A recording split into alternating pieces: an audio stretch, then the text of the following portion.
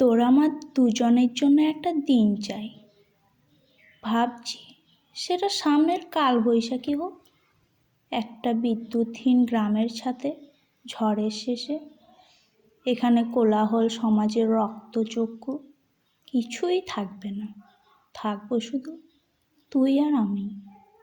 একটা ন্যাড়া ছাতের মাঝে মাদুর পেতে, আকাশে ঝড়ের পর চাঁদ আর কয়েকটা তারার নিচে খুব কাছে বসবো দুজন। আমি রবীন্দ্রনাথ থেকে জয় গোস্বামী হয়ে জীবনানন্দে থাকবো, আর তুই না হয় লিচুচোর থেকে দেশলাই কাঠিতে রুটি ঝলসিয়ে কারার লৌহ কপাটের টান দিস, কিংবা খুব অনেকক্ষণ নিজেদেরকে ছুঁয়ে নিঃশব্দ যাপন করব। তারপর আমার নূপুর বাজিয়ে ঘোর কাটিয়ে হঠাৎ জিজ্ঞেস করব, ভালোবাসিস? তুই খালি একটু হেসে আমাকে খুব কাছে টেনে কপালের ছোট ছোঁয়াবি। আমি তোর আদুল গায়ের গন্ধ নেব, তুই মুগ্ধ পাবি আমার খোলা চুলে, আমার নেশা পাবে ভেজা বাতাসের স্পর্শে।